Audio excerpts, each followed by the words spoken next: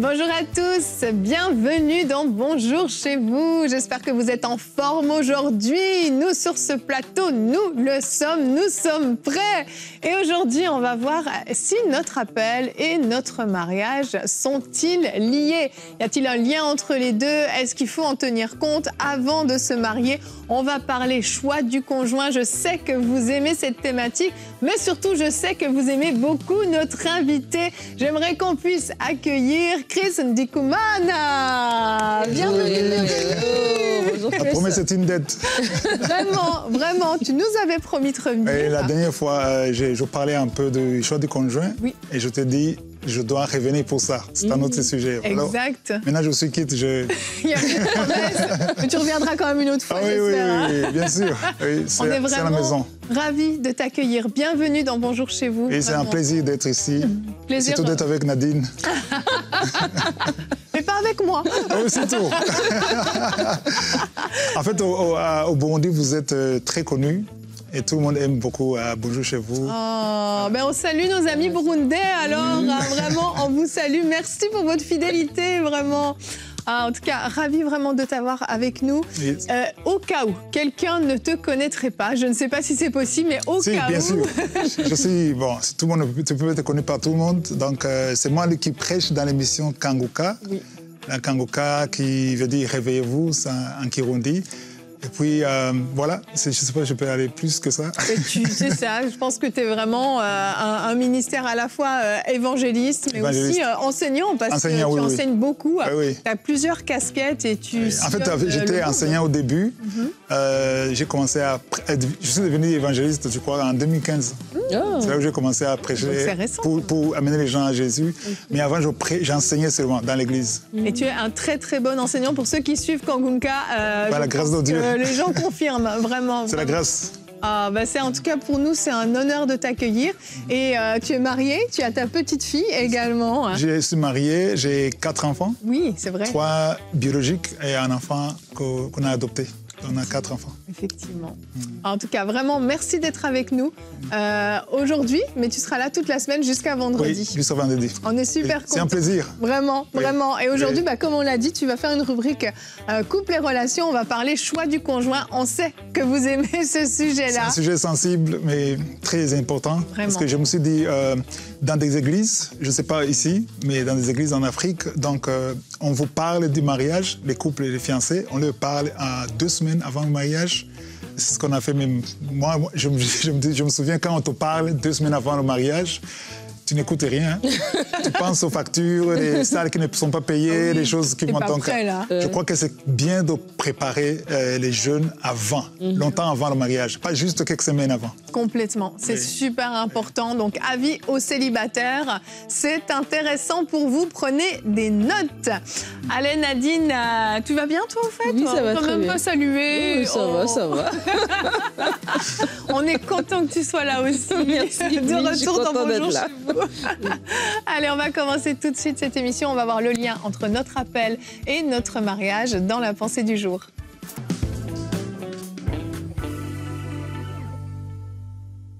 Je crois que le thème d'aujourd'hui, c'est un thème tellement important, surtout aujourd'hui dans cette société, cette génération où on parle beaucoup de l'appel, de s'accomplir, de faire les plans et les projets de Dieu pour notre vie. Mais on parle aussi du mariage et chaque personne veut être en relation, veut se marier. Mais est-ce que les deux sont liés? Oui, ils sont liés. Comment concilier les deux en fait? Et dans son introduction, Chris parlait que c'est important dans les fréquentations déjà d'avoir ce type de conversation-là. Et des fois, quand on veut se marier, on pense à la salle, on pense au traiteur, on pense à beaucoup de choses qui sont des choses éphémères, j'ai envie de dire, qui sont des choses superficielles, alors qu'on doit se concentrer à savoir est-ce que la personne avec laquelle je vais lier ma vie, c'est vraiment une personne avec laquelle je vais pouvoir avancer et accomplir la volonté de Dieu. Et dans la parole de Dieu, au tout début, le premier couple nous donne cet exemple. Dans Genèse 2, verset 23, la Bible dit « Alors que l'homme est seul et qu'il ne trouve pas d'être semblable, Dieu va le mettre dans un profond sommeil et va pouvoir créer la femme à partir de sa côte. » Et au verset 23, la parole dit « Et l'homme dit « Voici, cette fois-ci, celle qui est os de mes os et chair de ma chair. On l'appellera femme parce qu'elle a été prise de l'homme. Adam, lorsqu'il a vu Ève à ce moment-là, il a reconnu qu'elle était de la même espèce que lui. Et le danger d'aujourd'hui, c'est de se marier pour se marier. Se marier pour cocher une case. Se marier parce qu'on veut avoir des enfants. Se marier parce qu'on a 35 ans et plus. Se marier, voilà, parce que tout le monde se marie. Se marier parce que j'ai vu quelqu'un devant moi qui me plaît sans se poser la question, est-ce qu'on est de la même espèce? Est-ce qu'on regarde dans la même direction? Et c'est vrai qu'on ne sait pas qui on sera dans 10 ans. Moi, je me suis mariée à 20 ans. Je ne savais pas qu'est-ce que je serais 20 ans plus tard. Mais il y a quand même des choses dans l'autre qui doivent résonner dans notre cœur. Et c'est pour ça que dans les fréquentations, c'est le moment de se parler, d'avoir des vraies conversations. S'il y en a un qui sait qu'il veut être missionnaire et que l'autre personne, elle se dit, moi, je vais travailler dans la même entreprise, vivre dans la même maison, dans le même quartier, dans la même rue, toute ma vie, bon, on voit déjà qu'on a des façons de voir qui sont complètement opposées. Et c'est pour ça que c'est important d'avoir ces conversations-là. On ne sait pas tout, mais on sait déjà, par exemple, qu'on veut accomplir la volonté de Dieu. On sait déjà qu'on va être soumis à la direction du Seigneur. On sait déjà certaines choses qui font que ça résonne. Et des fois, on a des personnes qui, vraiment, dès le départ, dès la genèse, ils savent qu'ils ne sont pas du tout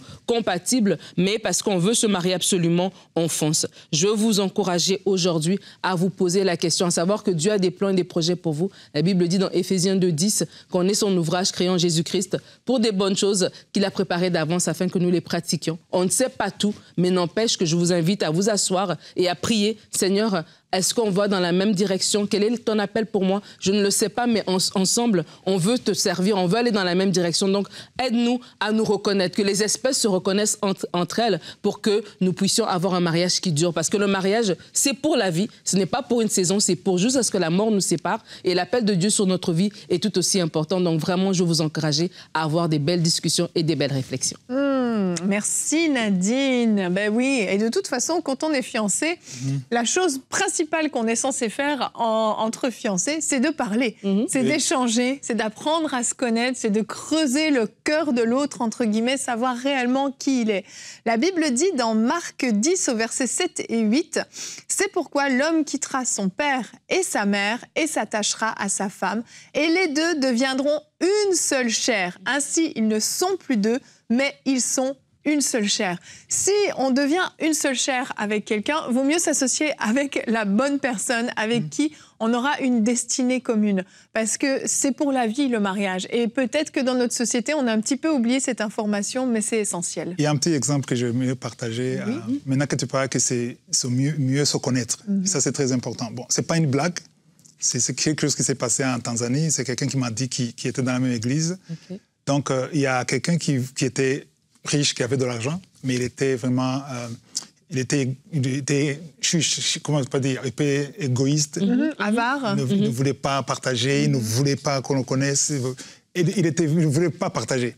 Alors, il cherchait une fille chrétienne qui n'est pas dépensière, qui ne se maquille pas, qui n'achète pas, qui ne demande rien. Alors, il est allé dans l'église où on ne se maquille pas, où on ne fait pas des choses comme ça. Alors, quand il est allé dans l'église, il a fait semblant d'être sauvé. Il a même été baptisé. Et il faisait... Donc, quand on a vu la voiture, les pasteurs, ils ont dit, « Est-ce que tu es marié? » « Non, je ne suis pas marié. »« Est-ce qu'on peut te trouver une fille? » On lui a trouvé une fille. Et il a épousé la fille. Mais avant, pendant les fiançailles, il allait très loin, en dehors de la ville, pour manger, pour boire, donc se dépenser. C'était un alcoolique.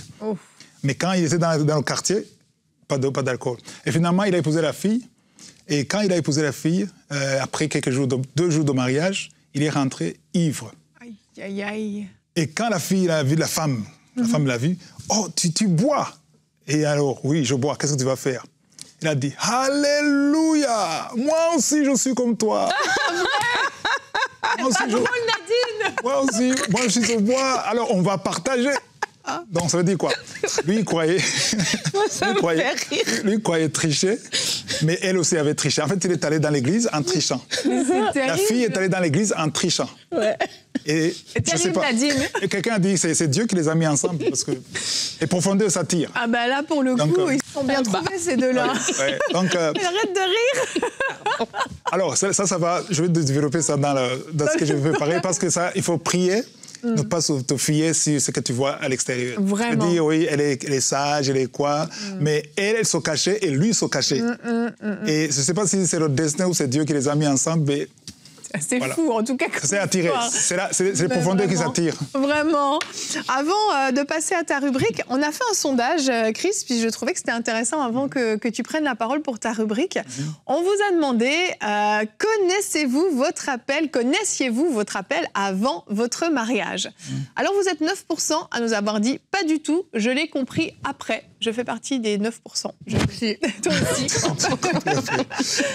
Non, je cherche toujours à le discerner. Vous êtes 23%. Donc, toujours dans cette recherche de discerner votre appel. Oui, je le connaissais déjà clairement. Seulement 13% connaissaient clairement leur appel avant leur mariage. Et vous êtes 55% à être encore célibataire, à avoir répondu à ce sondage. Et vous avez dit réfléchir encore à votre appel. Je trouve que c'est des chiffres quand même intéressants. Ouais. Alors, je propose maintenant, sur ce sondage, qui a un petit peu placé la table du public qu'on a en face de nous, qu'on puisse commencer notre rubrique couple et relations.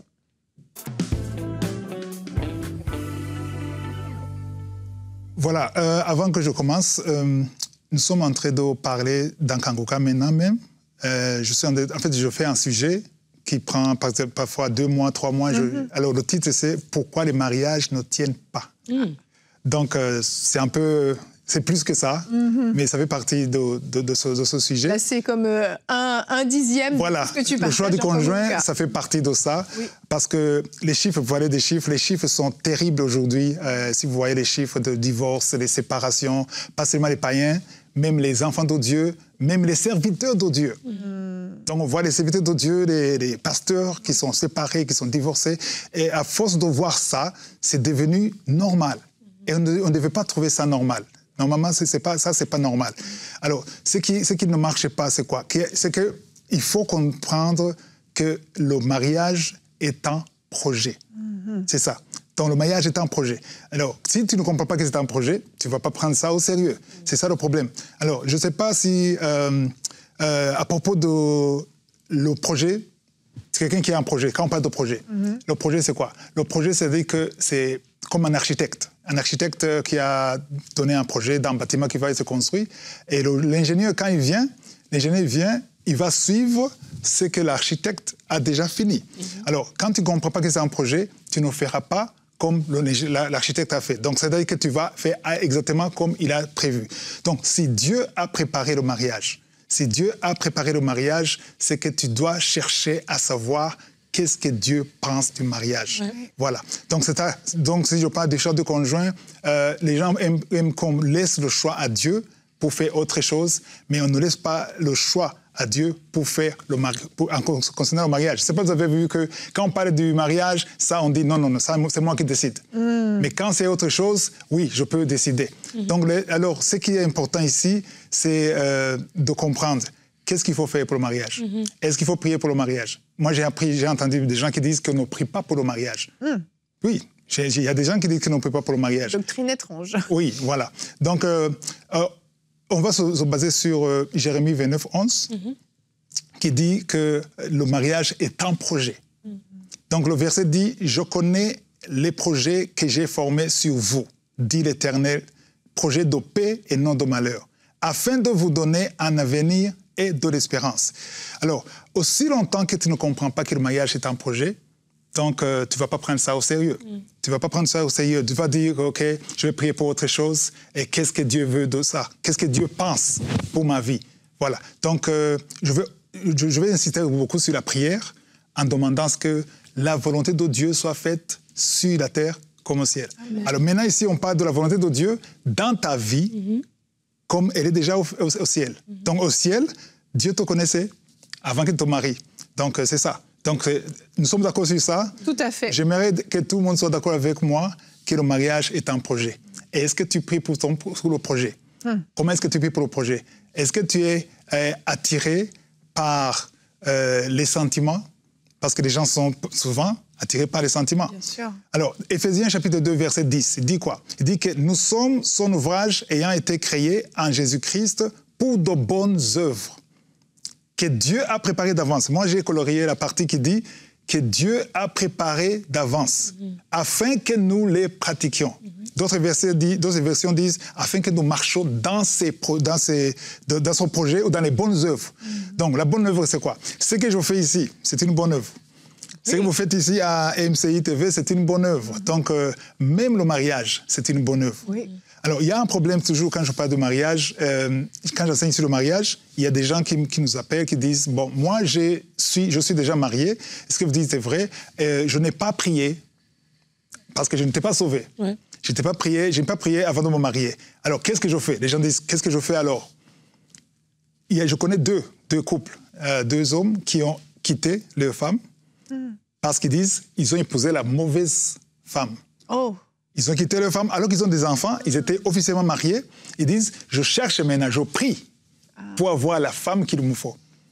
Alors maintenant, en passant, j'aimerais préciser que si tu t'es trompé, entre guillemets, si tu as épousé la femme ou le mari que tu n'as pas demandé à Dieu, parce que tu ne connais pas Dieu, même si tu connaissais Dieu, tu as fait une erreur. Mais si vous êtes officiellement marié, légalement marié, c'est ton mari, c'est ta femme, il y a alliance. Ouais. Et ils me disent, alors, et si je ne supporte pas, et si c'est compliqué, alors, ça dit qu'on doit avoir la foi que Dieu peut restaurer. Amen. Les choses qui sont abîmées, qui sont détruites, Dieu peut restaurer. Donc, ceux qui vous disent, abandonnez cette femme, elle n'est pas de Dieu, ça ne vient pas de Dieu. Oui. C'est ta femme, que tu aies fait une erreur ou pas. Là, je dois insister sur ça. Amen. Alors, je reviens sur le projet, alors. Le projet, c'est quoi? Le projet, c'est quelque chose qui n'est pas encore fait. Donc ici, je m'adresse à la majorité. Donc j'ai entendu 50%. Oui, 55%. 55% de célibataires. Alors là, vous avez le projet, à moins que vous ne voulez pas vous marier. Entre-temps, se marier, ce n'est pas en ordre. C'est pas, oui. Tu ne dois pas te marier. Si tu ne veux pas te marier, ce n'est pas mauvais. Mais ça. Si tu veux te marier, c'est ton projet. Donc le projet, il faut prier pour le projet. Quand tu pries pour le projet, il faut savoir comment prier. Maintenant, c'est la question. Comment prier? Voilà. Quelqu'un m'a écrit un jour, quand je parlais du mariage, il m'a dit, mais dans la Bible, on ne dit pas comment prier. Est-ce qu'on doit prier pour le mariage? Alors moi, je me demande, pourquoi tu pries pour autre chose? Tu pries pour le visa, tu pries pour voyager, tu pries pour le ministère, tu pries pour l'enfant, pour tout, sauf le mariage. Non. Pourquoi les gens ne veulent pas prier pour le mariage? Est-ce que vous savez pourquoi ils ne veulent pas prier? Parce qu'ils veulent suivre les émotions, les sentiments. Alors, j'aimerais vous dire qu'il ne faut pas se marier par sentiment, par émotion. Parce que les émotions, c'est chaud. Les couples mariés savent ça. Au début, c'est chaud. Après, il y a les hauts et les bas, les hauts et les bas, et les hauts et les bas. Mais en certains moments, les hauts et les bas sont plus nombreux que les hauts. Alors, quand les bas sont nombreux plus hauts, finalement, ça reste les bas. Là, c'est terrible. Ah oui, si tu t'es marié juste pour les émotions, voilà. Ça va pas suffire. Le mariage, c'est un appel, et c'est un engagement, et c'est un projet. Il y a un ami qui dit que c'est un ministère. C'est quelque chose qu'il faut prendre au sérieux, comme tu prends au sérieux MCI TV, tu prends au sérieux autre chose. Parce que quand bon, par exemple, Nadine et moi, on décide de faire un business ensemble, donc comme partenaire, il est fait comme ça. Et à un certain moment, tu découvres que l'autre, là, c'est pas bon, je ne peux pas marcher. Donc, c'est pas grave. On fait marche arrière. Oui. On abandonne. Mais c'est pas comme ça, le mariage. Le mariage, tu t'engages, il n'y a pas... Donc, la vitesse de marche arrière, normalement, ne doit pas fonctionner. Donc, tu avances. Alors, c'est un engagement, je dirais, sacré. Amen. Qu'on ne devait pas prendre à la légère. Donc, si on dit que ça vient de Dieu, il faut comprendre qu'il faut prier pour ça. Pourquoi est-ce que le diable, donc dans cet enseignement où je parle des mariages qui ne tiennent pas, c'est parce qu'on voit que le diable ne veut pas la réussite du mariage. Donc, il détruit le mariage par tous les moyens. On en parlera demain, d'ailleurs. Oui, c'est ça. Alors, si on ne prie pas pour le mariage, ça sera détruit. On me demande toujours, montre-moi un exemple dans la Bible où quelqu'un a prié pour avoir une femme. Et que beaucoup de gens disent ça. Non, ce que vous dites, ce n'est pas vrai. Donc, l'essentiel, c'est qu'elle soit sauvée et soit dans le Seigneur. C'est ce qu'on me dit toujours. L'essentiel, c'est qu'elle soit dans le Seigneur. Ça aussi, on va en parler. Mais ce qui est important, c'est que si tu pries pour toute chose, tu devais prier aussi pour le mariage. Parce que quand tu pries, tu demandes à ce que la volonté de Dieu soit faite, comme elle est au ciel. Donc, avant que tu sois né, avant que Evelyne soit née, Dieu connaissait la femme de Michaël. Oui. Tout à fait. Avant ta naissance. Donc, quand vous priez pour que Dieu réalise exactement ce qu'il a préparé avant. Alors, l'exemple que je peux vous montrer, c'est Abraham, qui voulait une femme pour son fils. Donc, il avait son fils Isaac, il voulait que son fils ait une femme. Mais aujourd'hui, il n'y a pas le père qui cherche le fils, mais moi, je me dis que c'était bien à l'époque. Si les parents sont bien intentionnés, ça marche, mais donc, sinon... C'était bien à l'époque parce qu'Isaac n'avait pas à s'inquiéter, mais ce n'est pas le cas aujourd'hui. Mais quand même, Abraham craignait Dieu. Alors, qu'est-ce qu'il a fait? Il était entouré des Cananéens et ne voyait que des filles cananéennes. Alors, les filles cananéennes priaient d'autres dieux. Ils avaient des idoles. Donc, ne priez pas le vrai Dieu que nous connaissons, l'éternel.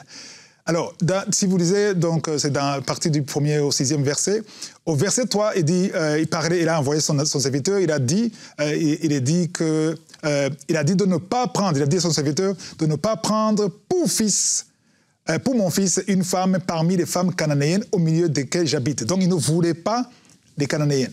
Alors, que veut dire les cananéennes aujourd'hui? Les cananéennes, ce sont les filles qui n'ont pas la même foi que toi. Elle peut être païenne, athée, et prie un autre Dieu, ou bien elle a des idoles. Donc, quand tu veux épouser une femme, une fille qui n'a pas la même foi que toi, tu es sauvé, tu es un enfant de Dieu, tu pries en esprit et en vérité, tu adores en esprit et en vérité, tu ne dois pas chercher parmi les Cananéens. Les Cananéens, c'est une fille, parce que quand tu épouses une fille qui ne prie pas ton Dieu, qui ne croient pas aux valeurs bibliques, ça sera catastrophique dans la vie. Donc, même les enfants, comment est-ce que les enfants vont grandir? C'est pour ça même que je conseille aux couples d'être dans la même église. C'est important pour la vie familiale, pour la fraternité, pour les enfants, parce que je connais des couples où les enfants ne savent pas où aller prier. Parfois, je vais chez maman. Est dans une église. Voilà, les enfants vont chez la maman, les autres vont là-bas, et les deux églises, il y a des points où ne s'entendent pas. Et là ça devient compliqué. Alors, il a insisté pour qu'il faut trouver la fille pas parmi les Cananéens, mais il allait chercher dans les filles de chez eux, donc qui prient le même Dieu. Alors, il avait même insisté au verset 6, Abraham lui a dit « Garde-toi d'y mener mon fils ». Donc, ne voulez pas. Il insistait qu'il faut choisir parmi les filles qui ont la même foi. Alors, maintenant, je vais insister sur la prière. On va voir la prière, parce que le serviteur de Dieu, le serviteur d'Abraham, il a vu les filles, il a fait beaucoup de filles. Donc, tu vas parler d'Adam et Ève, mais Ève, il n'y avait pas d'Ève, mais il y avait une seule fille. C'est plus facile, hein? Oui, bon, s'il y avait une seule Ève, alors... C'est sûr de ne pas te tromper, hein? Mais lui, il a vu beaucoup de filles. Oui. Alors, ceux qui m'ont suivi, les 50 combien % d'hommes, il y a beaucoup de filles. Alors, qui choisir? Il ne faut pas être attiré par le physique, parce qu'il y a des qui disent non, moi, je veux le physique, le reste, on va prier. Tiens, il y a quelqu'un qui dit ça. Je veux qu'il y ait la taille que je veux ça. S'il n'a pas ça, non. Bon, alors, d'abord, le corps physique, c'est quelque chose qui change, qui vieillit. Donc, tu aimes la taille, comme ça, et quand c'est comme ça, qu'est-ce que tu vas faire? Donc, c'est ça, il faut faire attention. Si tu construis ta vision de mariage sur la taille, c'est comme quelqu'un qui construit une maison sur le sable. Donc, le jour où la taille change, c'est fini. Et comme tu l'as dit, il ne faut pas te fier sur ce que tu vois. Parce que tu peux dire, non, elle est bien, elle est gentille, elle est spirituelle. Parce qu'il y a des filles... Bon, moi, je connais des filles qui étaient spirituelles avant le mariage pour avoir des maris. Et après le mariage, la spiritualité est finie. Aïe, aïe, aïe. C'est Dieu qui connaît la température spirituelle de l'homme ou de la fille. C'est pour ça qu'il faut prier. Alors, la prière qu'il a priée, on va voir cette prière, au verset 12, il dit « Éternel, Dieu de mon Seigneur Abraham, fais-moi, je te prie, rencontrer aujourd'hui ce que je désire. » Il désire quoi? La femme d'Isaac. « Et use de bonté envers mon Seigneur Abraham. Voici, je me tiens près de la source d'eau, et les filles des gens de la ville vont sortir pour puiser l'eau. » Donc, beaucoup de filles. « Que la fille à laquelle je dirai, penche ta cruche, je te prie, pour que je boive, et qui répondra, bois, je te donnerai aussi à boire à tes chameaux, soit celle que tu as destinée à ton serviteur Isaac. Et par là, je connaîtrai que tu uses de bonté envers mon Seigneur. Donc, ce qu'il a demandé, c'est exactement ce qu'il a eu. C'est Rebecca qui est venue. C'est comme s'il avait entendu la prière. La parole de Dieu dit qu'avant même qu'il finisse la prière, elle est venue. Alors, ça nous montre quoi? Ça nous montre qu'il faut d'abord prier. Yeah. Rebecca, c'est un fruit de la prière. Et quand tu pries, Dieu écartera la mauvaise et amènera la bonne. Donc, la prière veut dire que tu fais confiance à Dieu, tu ne veux pas juger, parce que tu peux juger. Aujourd'hui, le mariage est devenu matérialiste. Oui. Tu cherches quelqu'un qui a un bon boulot. Il y a une fille qui m'a dit, je veux quelqu'un vraiment qui a un contrat sûr, qui est capable de payer le loyer. Et si après le mariage, il paye le boulot, tu divorces. Donc, tu veux le boulot, il a le boulot. Et après le mariage, il n'a pas de boulot. Voilà. Donc moi, je me suis marié, je n'avais pas. C'est les choses qu'on voit. Donc, je n'avais pas de voiture, je n'avais pas de maison, je n'avais pas de lit, mais je me suis marié. Parce que, une femme de foi. Voilà. Parce que dans la prière, Dieu révèle ce qui est caché. Ouais. Voilà. Amen. Donc, un peu de mots, j'insiste sur ça.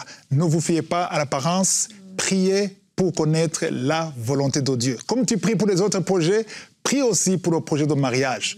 Je n'ai jamais vu quelqu'un qui a prié sincèrement, sans matérialisme, sans manipulation, sans spéculation, qui a été déçu. Dieu ne déçoit jamais. Amen. Amen. Merci beaucoup, Chris. C'est super important parce que, comme on le disait en début d'émission, il y a une destinée commune, il y a un appel commun. Et le Seigneur connaît toutes choses, comme tu l'as dit. Je pense que c'est vraiment important de ne pas se fier juste à ce qu'on ressent, à ces fameuses émotions dont on parlait, les sentiments, et de se dire ça va être suffisant. Non, c'est essentiel de se dire, Seigneur, montre-moi le cœur de cette personne, montre-moi les choses qui sont cachées, mets à la lumière s'il y a des choses qui ne sont pas visibles. Et je vous encourage aussi à voir cette personne, pas toujours juste dans le même cadre. Voyez comment il est ou comment elle est avec ses amis, avec sa famille, dans des contextes un peu différents, pas juste le dimanche matin à l'église. Des fois, il faut voir les gens aussi dans un contexte différent pour voir certaines attitudes être manifestées. Mais on l'a dit, il y a une destinée commune. Le Seigneur vous appelle à le servir ensemble. Et c'est vraiment essentiel que vous puissiez vous connaître, être certain que vous êtes dans la volonté de Dieu, que Dieu agrée votre choix. Et si Dieu donne son go, vous avez la certitude que vous allez pouvoir marcher ensemble. Ça ne veut pas dire que ce sera toujours facile. Ça ne veut pas dire qu'il n'y aura pas de dispute, qu'il n'y aura pas de moment où vous allez peut-être vous demander « est-ce que je me suis trompée ?» Mais vous vous souviendrez cette fois où le Seigneur vous aura dit « oui, j'agrée ton choix. Oui, votre union est selon ma volonté. » Et ça va vous permettre d'être solide. Malgré les tempêtes qui arriveront, les hauts et les bas, eh bien vous serez solide, vous serez fort. Merci en tout cas, c'était très très intéressant comme thématique et je pense que ça a parlé à plusieurs. Vraiment, on ne peut que vous encourager à prier pour ça. Alors demain, on va voir le secret des mariages heureux. Tu feras une rubrique, Chris, oui? J'aimerais aussi demander à ceux qui nous suivent, qui sont dans Kangoka, qu'il y a un message important. Pourquoi les mariages ne tiennent pas. C'est très profond et s'ils peuvent suivre ça, c'est tous les jours, lundi à vendredi. Tout à fait. On vous invite à suivre. Vous allez sur l'application Kangoka directement. Kangoka. Il suffit juste de la télécharger. C'est très simple. C'est extrêmement bénissant. Et j'ajoute aussi que tu es en train d'écrire un livre. Là, tu es sur la fin où justement tu vas partager l'histoire de Kangoka, mais donc aussi l'histoire de ta rencontre avec le mariage, tout ça. Donc, ça sort très, très bientôt. On vous préviendra quand ça sort. Donc, demain, tu feras une rubrique « Couple et relations, les obstacles à la prière dans le couple ». On va voir qu'il y a des choses qui peuvent vraiment bloquer la vie de prière dans le couple. Alors, on vous dit à demain et bonjour chez vous.